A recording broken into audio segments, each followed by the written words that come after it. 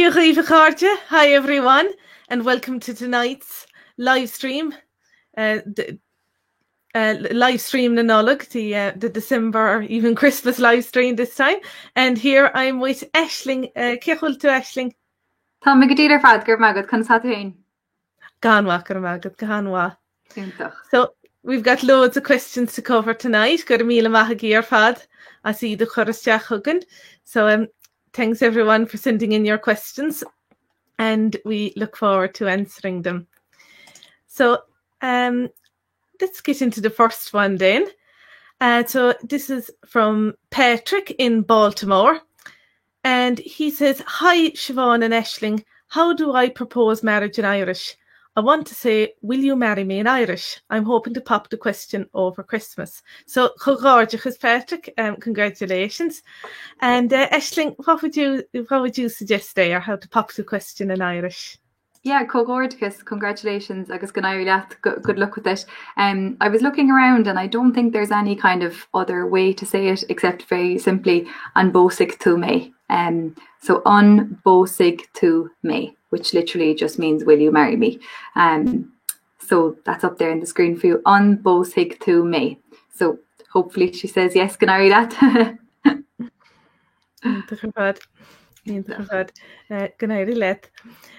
So best of luck.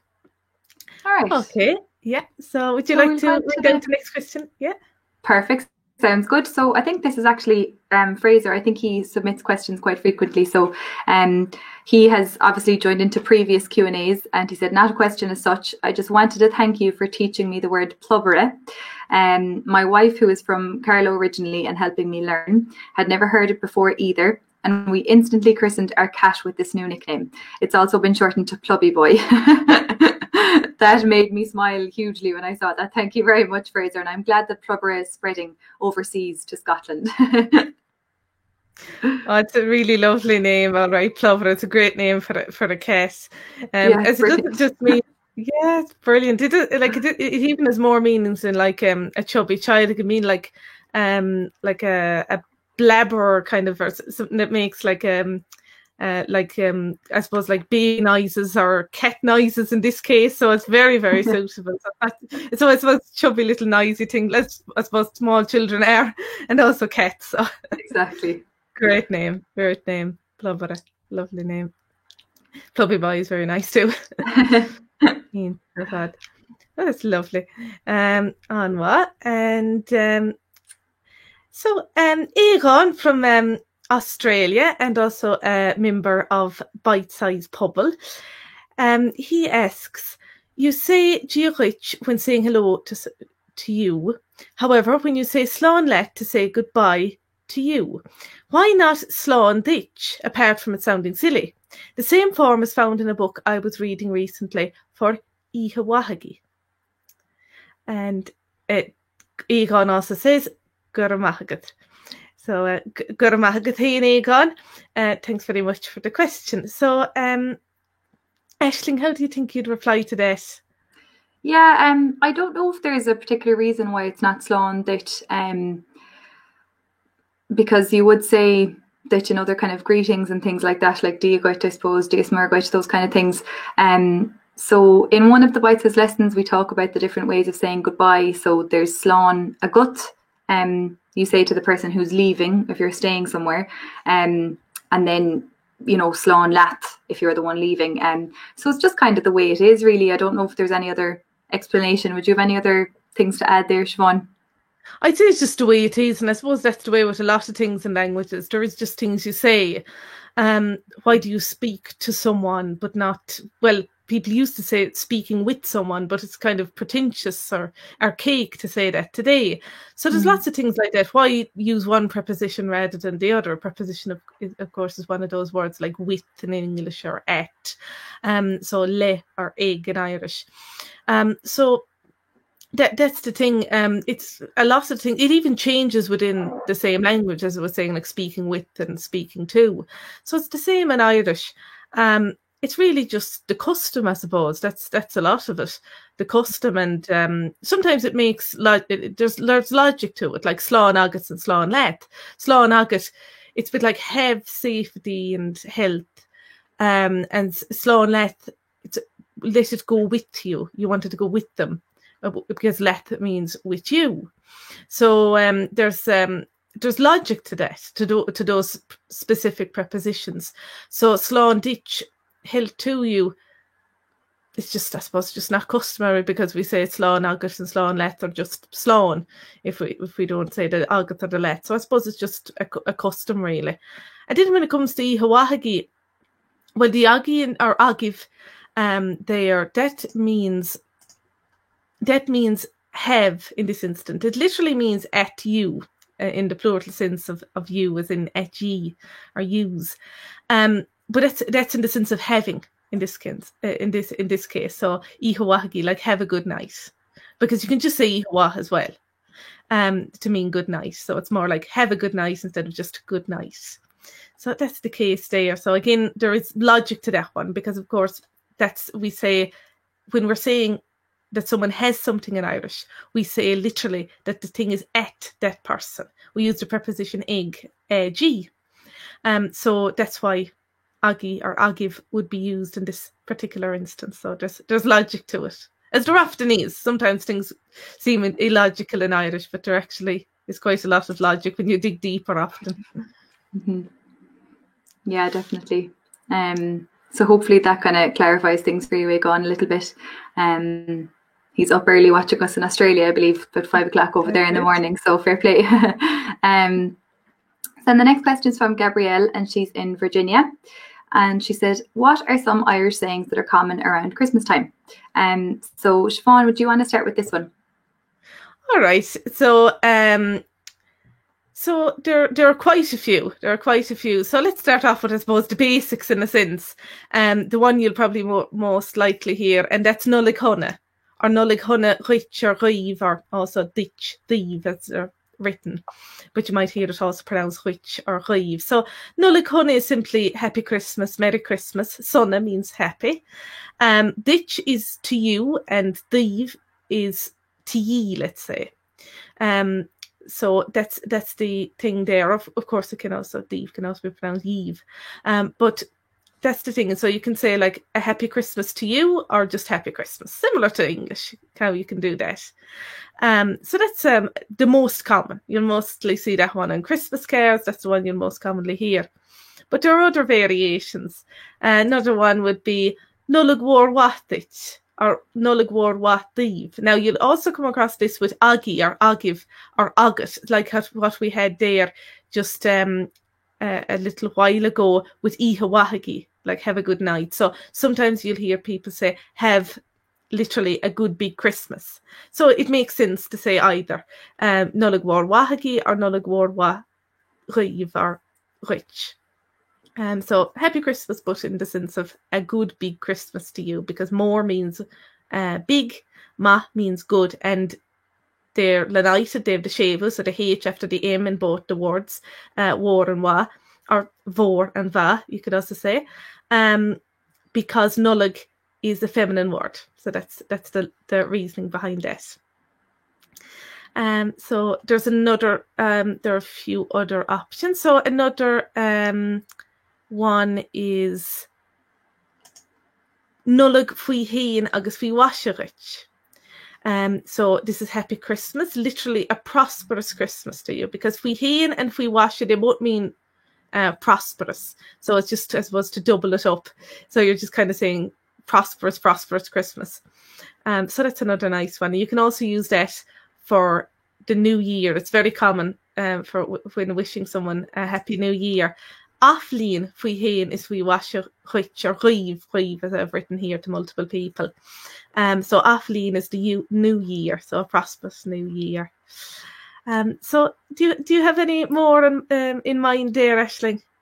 Yeah, so they're all really lovely ones and really common ones as well. Another one that's quite common, and you'd say it in English as well, kind of like "'tis the season." You know, if you're about to cheers your glass of mulled wine, you might say "'tis the season." So in Irish, you'd say "is she an Nollag," and that's really common. I only kind of heard it from people from the Gaeilge actually, but it's really nice.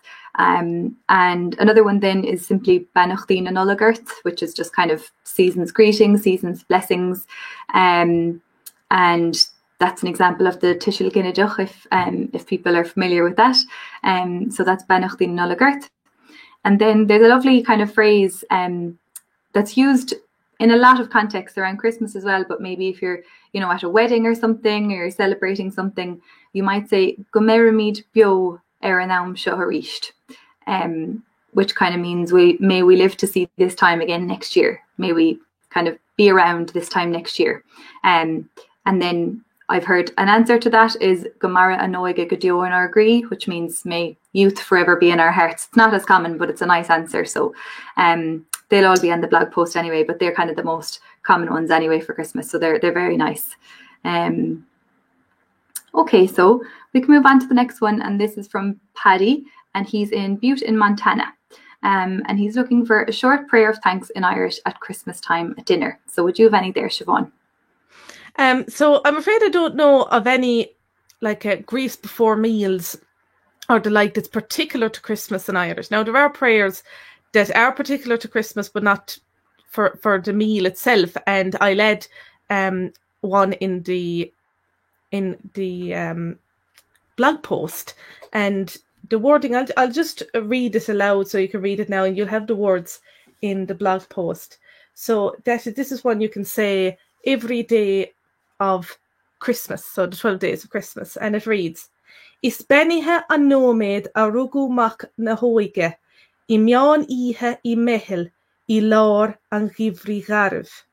Johnny a Oíche, tríomhrí agus onór, do mhór rónéfa, ár Síl, ár Sláinte, agus ár neart a chahabh, I de hervís benithe, tríd an Slán a hónéfa, agus a mhór benithe, ag trisiúnt go glór na bhlachas, a ní an úsil benithe Jean Troker Orin. So I led the words of that and a translation in the blog post. But that's one that's particular to Christmas. But what I'll just put up now on the screen is just the usual grace before meals. And it's Benny Shinne a hiana agus na bruntan is seo a támuid I gola chahabh o the wahas trí sa Christ argiana Amen. So that translates very closely to the English version. Bless us, O Lord, and these thy gifts, which we are about to receive from thy bounty through Christ our Lord. Amen. So that's a very, very close in translation. So I'll also add that one up on the blog post as well. So there's some that you might like to use just at the Christmas meal. So there we have it. And do you know of any particular prayers or sayings or anything of the like for Christmas? I don't really know. I remember we had a few in school, all right, but I can't remember any off the top of my head now, so I might have to go digging in the house at home to find some of those for you. But that's a lovely one you've just shared there. So yeah, hopefully that'll be easy for you to use now over in Montana. Perfect. So will we move on to the next one? Great. So Matthew in Manchester, Monken Hassana, asks, I wonder whether teenager in Irish means something different to the English meaning.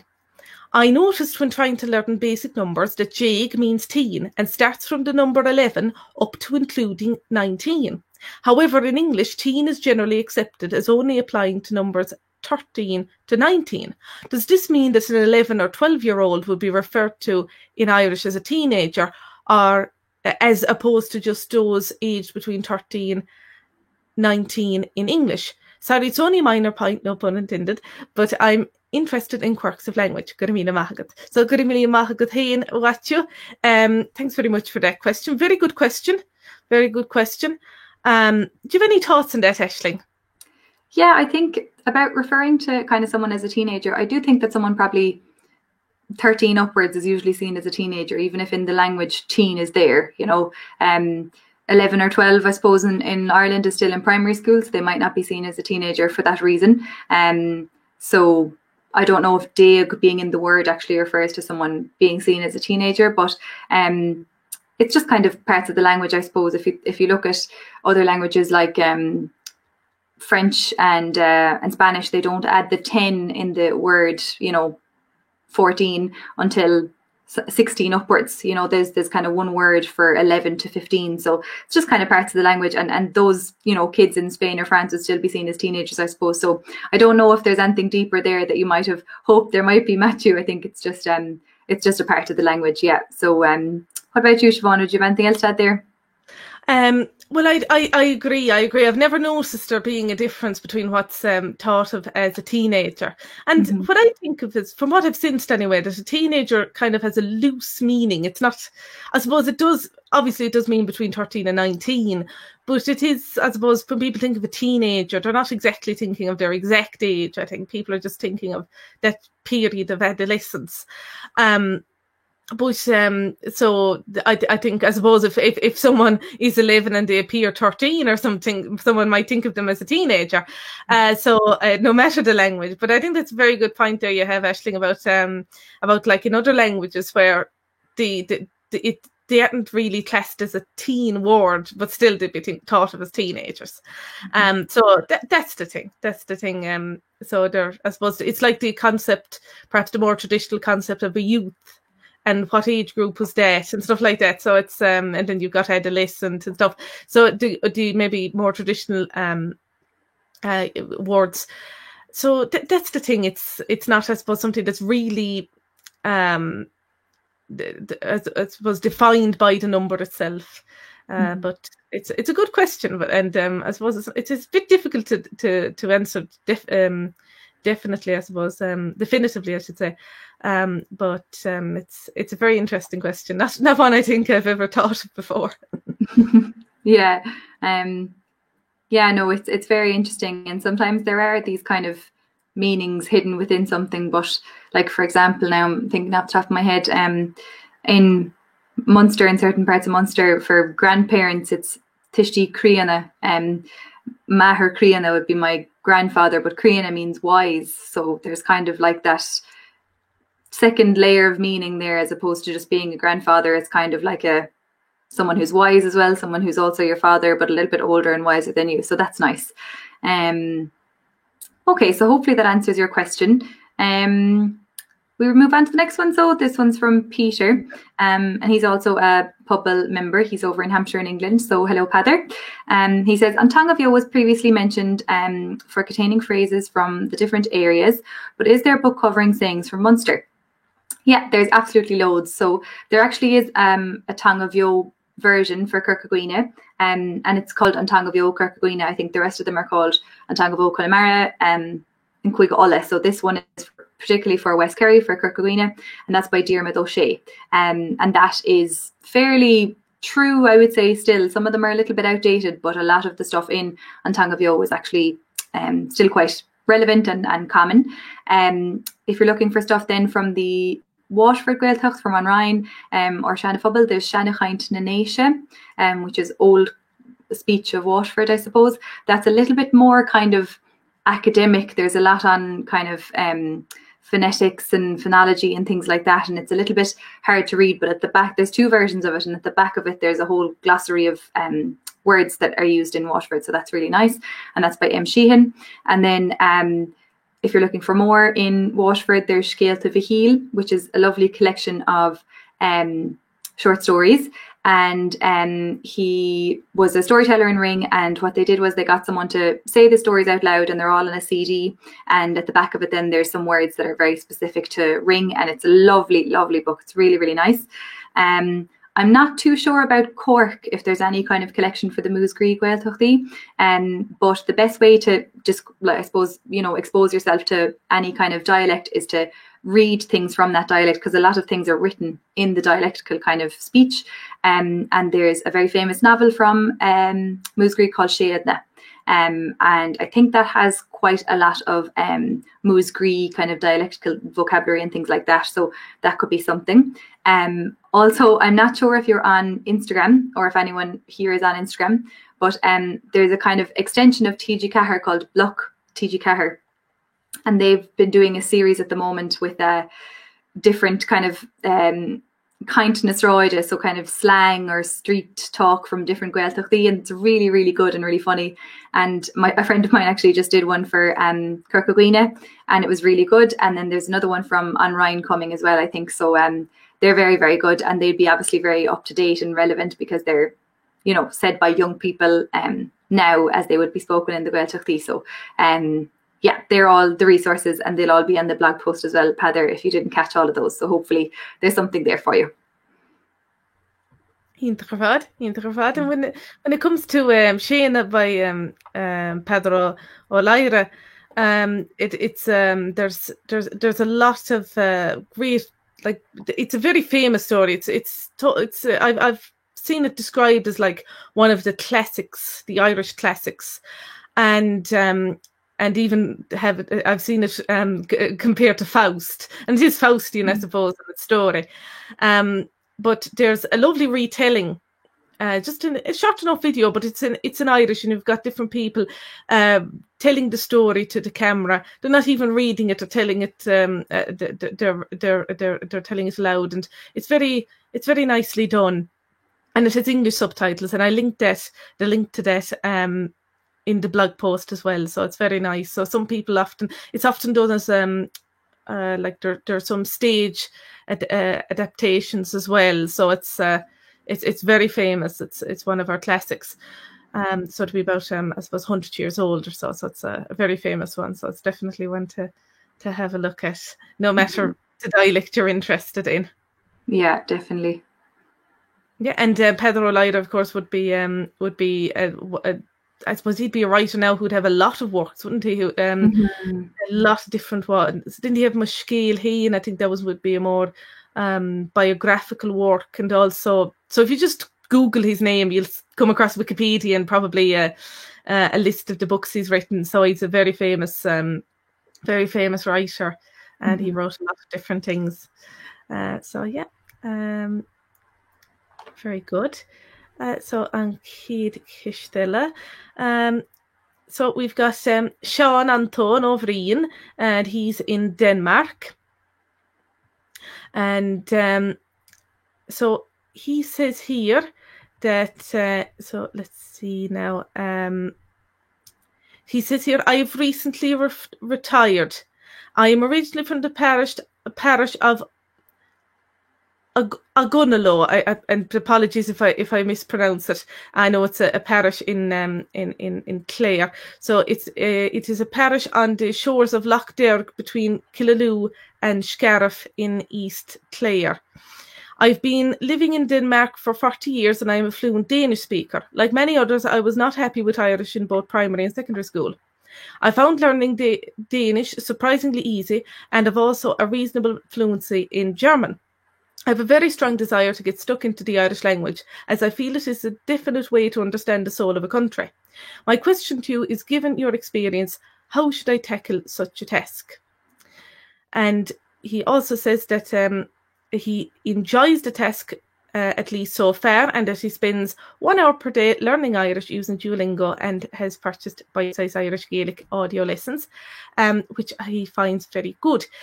He also hopes to go to Glencullen in next summer. So there's a great course. There are great courses there from Gaeilge in Glencullen in Donegal. So it seems like you're doing very good work there, Haon. So Aisling, what would you recommend there? Yeah, I think it's fantastic that you really want to learn Irish, and I think it definitely is the best way to see a soul of a country and the culture of a place as well. It's definitely in the language, and I'm getting very poetic now, but I think it was Nollaig Shona said that kind of ability and desire to learn Irish is within all of us. So you kind of have to dig deep enough to get it out, and it's all there. So the very best of luck to you on your journey, first off. I think the fact that you've learned Danish and German already would be a help to you, because you understand sentence structure, syntax and grammar, and all of the kind of labels that are put on words when you're learning a language, subject, object, verb, all those kind of things, which will make it easier anyway. Because the syntax in Irish can be a bit tricky. So if you know those terms already, you're probably starting off on a good foot. I think the main thing with Irish is probably the pronunciation. So if you can learn the alphabet first off, because you know what you're dealing with then and how things might be spelt, and then practice pronunciation through learning very, very simple phrases at the start. So just greetings, things like that. I read a book a few years ago called Fluent in 3 Months. I can't remember the name of the author now, but he's Irish anyway. And he was kind of talking about immersing yourself in the language, even if you're the only one learning it. If you're in Italy and you're learning Chinese, you know, immersing yourself in the language. So say, for example, if 1 week you took, okay, I'm going to learn how to tell the time in Irish. So that means I need to learn the numbers. I need to learn how I tell the time. And then for that week, every time you're telling yourself the time, you say, okay, how do I do this in Irish? And it's just practicing that way. And one of our members, actually, Jim, he has been writing a newsletter recently about kind of making his own Gaeilge at home, and in my own wee Gaeilge, he calls, or Imma Gaeilge bheag céin. And it's that idea of kind of just creating the environment for yourself where you believe you are in an Irish speaking house. So you need to learn how to manage around the house yourself as Gaeilge. Now that is just to get practicing. But first off, I would say that the pronunciation is something to tackle. So get used to the way certain groups of letters sound together, especially vowel groupings. Learn the alphabet and then start from there, would be my advice anyway. So what about you, Siobhán? Well, what I said, that's great advice there, Aisling. And what I'd also say is, since you're at school in Ireland, and I know people have been left with a bad taste in their mouth following how many of the methods used to teach Irish in Ireland, and that's understandable. But I would say that in spite of everything, anyone who's learned Irish at school has a great advantage to someone who's never learned any Irish until they're like in their 20s or the like. And as an older adult or whatever, it's a great advantage, whatever you know already. And I'm sure if you've been to school in Ireland, you have a decent, even if very basic foundation. Sometimes you have to relearn a few things, but you're much better off than someone who has no knowledge of Irish whatsoever. So that's the thing. So that's going to stand for you. And as Aisling was saying as well about how you already know Danish and German, that'll definitely stand for you as well. But what I'd recommend is to have a think about how did you learn Danish? You've obviously learned Danish very successfully. So how did you go about learning that? What methods did you use? How did you go about it? And how have you been going about learning German as well? And is there any way that you could apply those successful methods to how you were learning Irish? That's one thing to consider. Now, that's not always possible, because Irish is a minority language after all. So it's not always possible, and perhaps you learned them at university or something. So that's the thing. But what I would recommend is, no matter the method you're using, it's important to get in every day if possible, or at least every week, speaking, writing, listening, reading and watching in Irish. Kind of like your 5 a day, or at least your 5 a week. You could think of it like that. Like how people speak about fruit and veg and 5 a day. So just practice speaking, for example, which is often the problem for a lot of people, because they don't have anyone to practice with. I would say that I would recommend joining a conversational group. Now, as we all know, most conversational groups in person have been cancelled. So if you can't get one locally, there are tons online, and I'll share a link to that. Peig, peig.ie. They have loads of listings for conversational groups online all over the world. So that's very good for that. Of course, in Bitesize as well, we give opportunities for people to practice their speaking skills and conversational skills every week through Bitesize BO, and also our live chats. And also you can meet up with others who have a similar level and a similar interest in Irish. But there are loads of online opportunities to practice your spoken Irish. And you can also record yourself speaking. I think that's another thing that some people find very useful.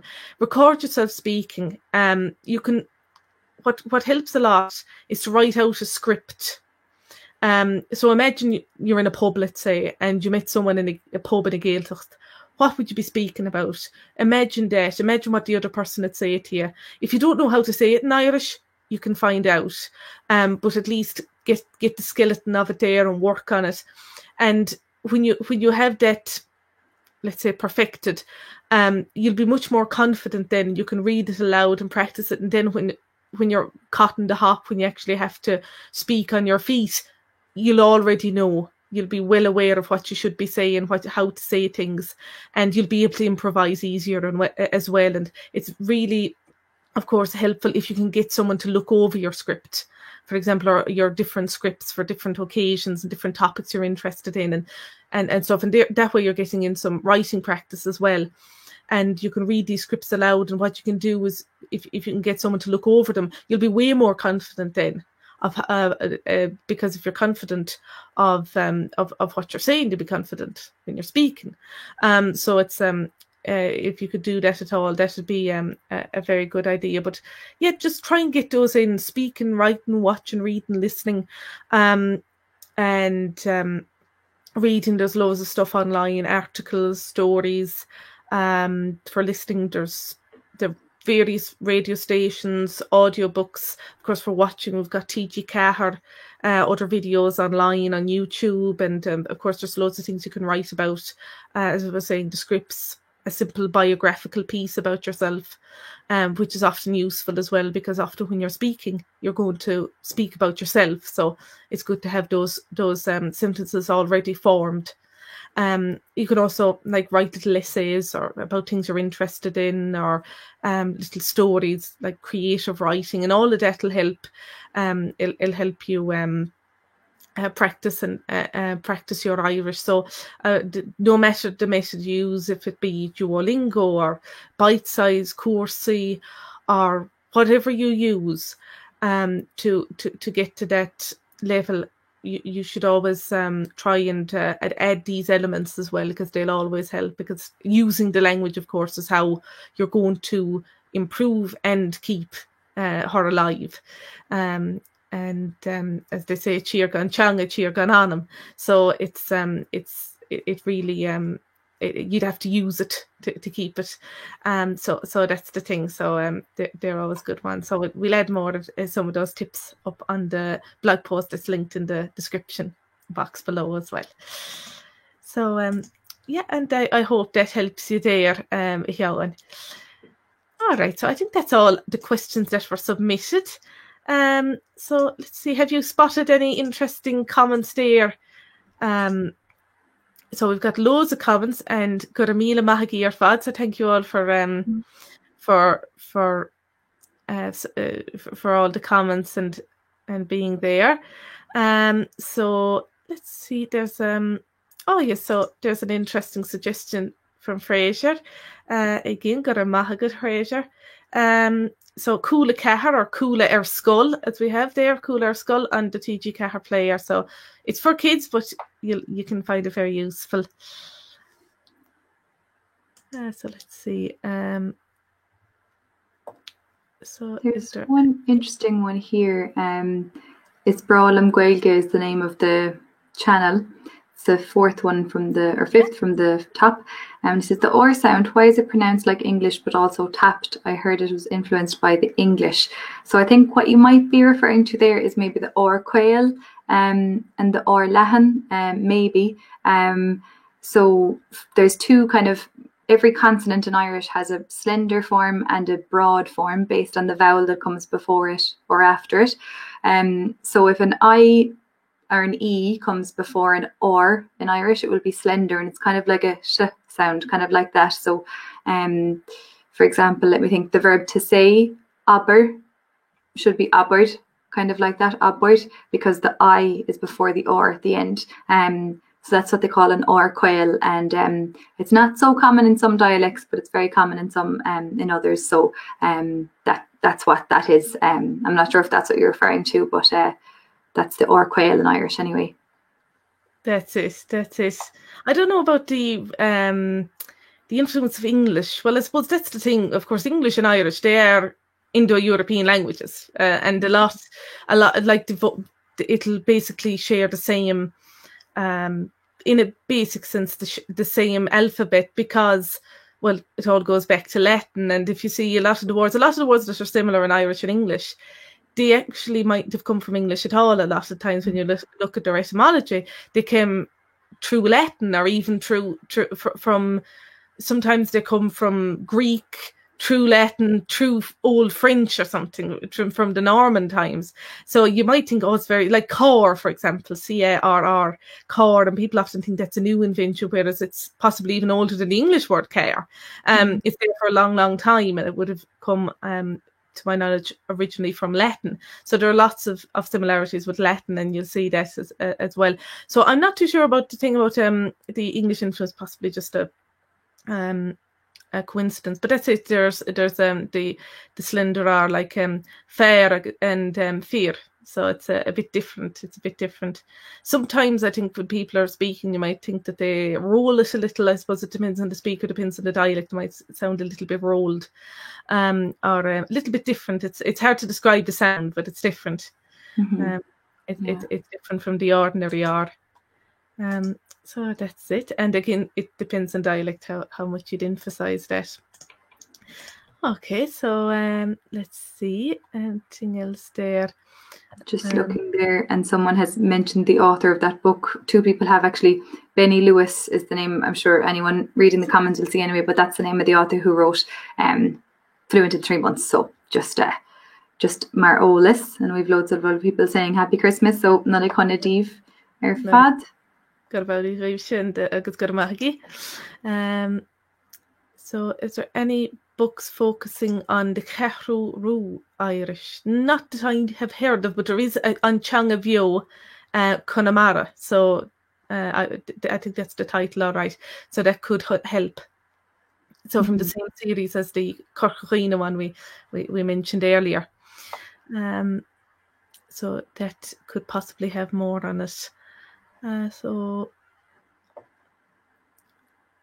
let's see. There's an interesting question here, and I think it could be the last question. Everything else seems to be more of a nice comment. But it's from Language of Football is the name of the channel or the account. And it's, what is your perception of the current state of the Irish language? It might just be that I have started to notice it more, but to me at least, it feels that there's been a real boom this year. Yeah, it's a very loaded question, but I would agree with you. There's definitely areas in which the language is really, really booming, and then there's other areas where it's maybe struggling a little bit. But I think the speakers are there, the passion is there, people really love Irish, and you're seeing more and more young people really immersing themselves and trying to live through Irish. I think that's the kind of important thing, especially in Ireland, you know, that there's people actually living the language, and there definitely is more of that. And I saw recently that the guards are bringing in an official act where they will have interpreters if people want to speak Irish to the guards, that there'll be a third-party interpreting service available for them. So I think in terms of speakers and passion and everything, it's there, but I think there just maybe isn't the kind of services to facilitate bilingual speakers in Ireland, because technically, you know, it's a constitutional right. You're supposed to be able to speak Irish in any kind of state service or public service. And I don't know if the country is really there yet. So I think it's all going in the right direction. But there's still a few steps to go. But I think there definitely is such a strong presence of Irish within young people, and people who really, really want to stand up and you know, be heard, be present in Irish, which is brilliant. And I think people are definitely really starting to understand the value of it, which is great. And in this kind of age we live in as well, where there's so many things available online and everything, and people are definitely using those to learn. So that's great. That's my very impromptu response to a very loaded question. So I hope that gives you some kind of insight. What about you, Siobhán?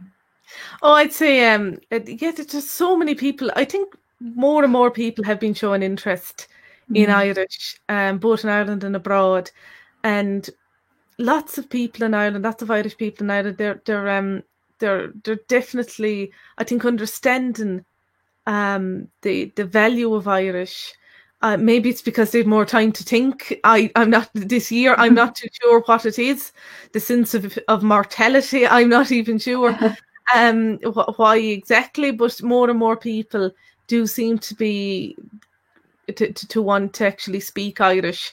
And of course, you've got more and more people who want to raise their children in Irish and just pass pass Irish on to the next generation. And you've got various movements like Scéalta Gaeilge, so life through Irish, and the like. So it's and that's it. People are pressuring the government so that people will be able to actually avail of services through the first language of the country, which is a bit ironic, but that's the thing, that it hasn't already been so easily available. Mm-hmm. And it still isn't. And as you were saying, Aisling, there's a bit to go. There's a bit to go there. People, there are more and more people, I think, that do want to speak Irish. And I suppose it is debatable. Some people say then that there are more people who have some degree of Irish than in decades, perhaps, but that the level of Irish has decreased, you hear, and that may very well be true. And it can be unfortunate, but I think that's kind of even a broader question about levels of any language, I think. And if you were to even to question the ordinary man in the street in English and what the English he speaks, you might see a decline there as well, in the quality. So I think that's a modern, perhaps a modern problem in and of itself. But there's more and more being produced in Irish by various age groups, so it's very good. And there is, as you were saying, Aisling, there is a lot of interest among young people, certain young people as well, and which is very good. So it's very good, and it's nice to see things such as like how we're saying recently in one of our recent bite-size Q&As, how we were saying that how Pig is making a comeback, how such a maligned book is now being seen for its true value, and how people are now learning to respect the author, Pig Sayers, and it's nice that people are getting like a different view of things, it seems. So it's a healthy thing to see. So I suppose everything has its ups and downs, and if there's a positive, you'll be able to find a negative, I guess. But it's good to focus on the positives of it, and there are more and more Gael Scullina and everything, and so that's good. That's very good. Yeah. That's it. So let's see if we've any more there. So that was a very good question. Let's see.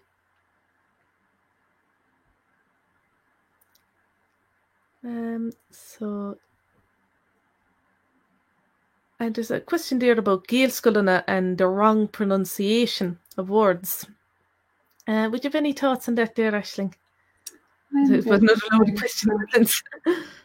That's a loaded question as well. I don't know of any example where that has happened. Maybe you might be referring to kind of the way that the haon maybe is taught, or the way kind of I'm not really sure, to be honest. I don't know if there is. I don't know of any example of that, so I can't really answer. Would you have any memories or examples? I think there's a concept. You often find that, and it depends, because people meet people who went to Gael Scullina, and then they find out they can't speak Irish, or their Irish is very poor, and that's something, and that can definitely give Gael Scullina a bad reputation. I think a lot of it depends on the teacher, the teacher you had, the different teachers. Some teachers, they just put their heart and soul into Irish. Like I know of a teacher he's in a Gael Coláiste now, but he puts his heart and soul into it. And that's the thing, it depends on, and also on the quality of the teacher's Irish. If the teacher doesn't have such good Irish, or something, well, should they be teaching in a Gael school in the first place? And that'll obviously rub off on the children. When it comes to the pronunciations, there is, I think, a view of wrong pronunciation in Irish, and people forget that there's probably about 5 ways to pronounce a lot of words in Irish. It's, if you know how to basically pronounce Irish words, if you know kind of the basics of Irish pronunciation, it's almost hard to pronounce it wrong. There's if you're used to speaking Irish at all, if you see a new word, you're probably going to get it right. So I think in most Gael schools now with ordinary primary schools, it depends on the quality of the teacher. And I have come across examples where people have been taught to say, for example, sugrug instead of sugra or sugru, through misunderstanding. So, so sometimes that happens, but that wasn't in a Gael school though. That wasn't in a Gael school. So I would say that it's it depends on the teachers. It depends on the Gael school, and also your conception of what is the wrong pronunciation. Some people say this. You might have heard some people say, "Oh, that's wrong," but it mightn't be wrong at all. It could be some people just see their own pronunciation as being the only right pronunciation. So then it can when they hear any other pronunciation, they think it's wrong. So that can sometimes kind of spread rumors or the like that it's all wrong, let's say. So I think it depends. Like I wouldn't rule out that some words are taught wrong by some teachers in some schools, and I suppose the same could be said of English words in schools. So with some certain teachers and the like. So it depends a lot. It depends a lot. Yeah. Definitely. And definitely, as I was saying about even people who went to your ordinary Irish primary school, that'll stand for you, the amount of Irish you learn. So definitely if you went to a Gael school, even if you find the quality wasn't up to speed or wasn't that great or whatever, you weren't happy with the quality, or it's still way better than being taught through English. I'm sure of that. Mm-hmm. It'll be able to improve yourself much easier than if you hadn't received that type of education. Mm-hmm. So let's see. I see a very interesting one here. Ian Murphy. So how much can a native Irish speaker understand Scottish Gaelic? It seems like there's a lot of musical crossover between both. Yeah, so Scots Gaelic is actually a variation of Irish. So it's a kind of a version of Irish. It was made from Irish, so they are part of the same language, but they've kind of developed and expanded in their own way. I follow some people on social media who are Gaelic speakers, and we've spoken about this actually on a previous Q&A, and I can understand the general gist, and it's very similar to Ulster Irish in some ways, but often the things that I follow, they will have subtitles, and then I can kind of see, or they might have a translation, and it's very obvious the words then that are different, but the ones that are similar do stand out, and they do mean the same thing. So I don't know if I'd be able to follow it without kind of subtitles or without context. I don't know if I could just hear someone and know exactly what they're talking about, but they are very, very similar because they are part of the same language, I suppose. So and it's on Scots Gaelic is on Duolingo now as well. And I've been kind of listening to some words and trying to learn a bit, and they're very, very similar. So it's a lovely sounding language. It's really, really nice. So you're learning it a bit, aren't you, Siobhán? Well, I did have a look there at the Duolingo Scots Gaelic as well. It was really interesting. I found there was a lot of synonyms. Yeah. For instance, here, grúig in Irish, but they have what we would call in Irish fault, but I think they pronounce it fault, if my memory serves me right. And so it's a slightly different pronunciation, but I recognised it and I could guess that it was hair, because fault in Irish is a head of hair. So I could guess. So they're very similar in lots of, kind of like synonyms often, are very similar words. And so it's like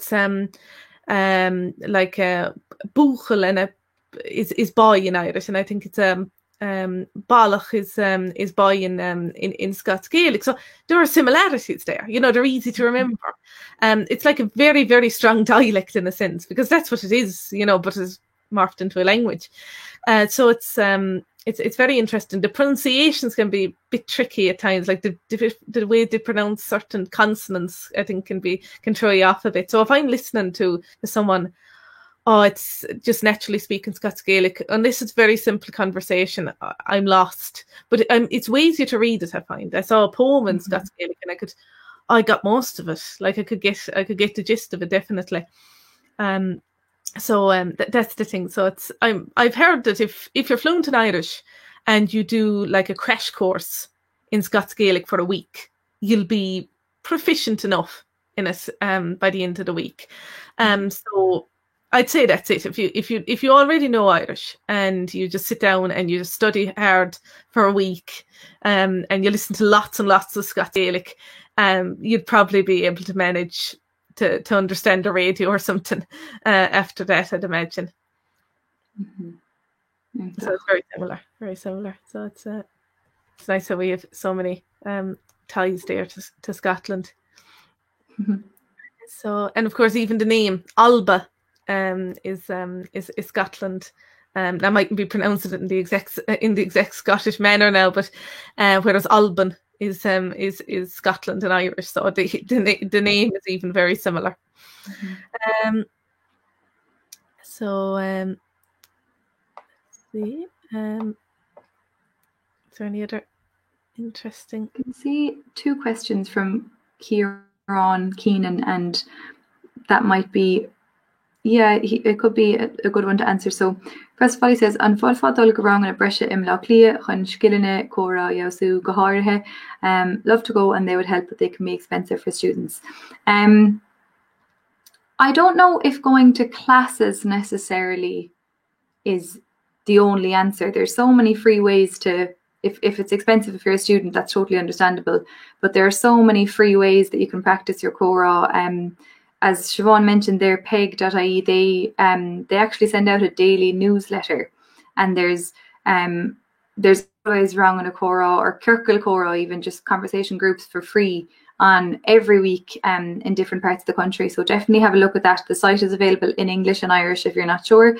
There'll definitely be something close to you and for free as well. So I don't necessarily think that you have to fork over a lot of money to pay for classes. I think there's so many things for free that you can use.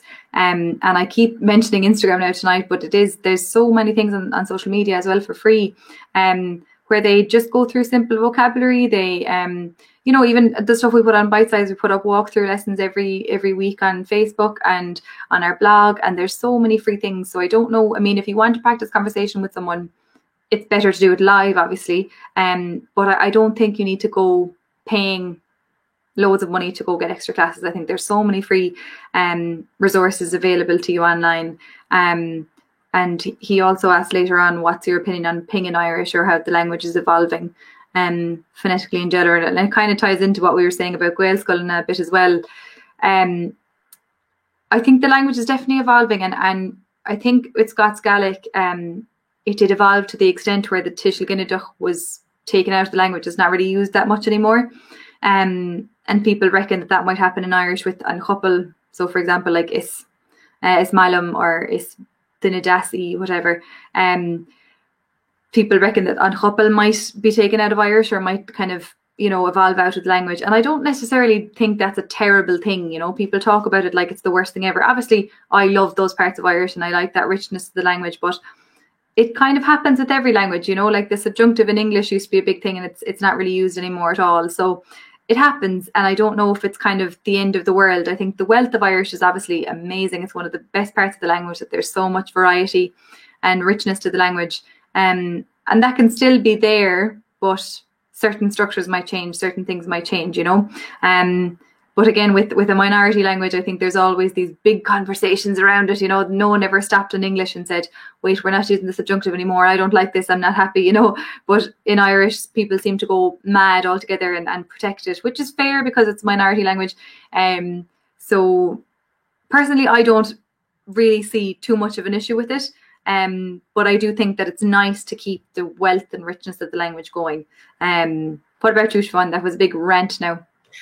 I would say to try and keep what we have as much as possible, but if it's a natural evolution, that's going to happen. That happens with all languages. Like if you go back with any language 100 years ago, it's going to be a very different language.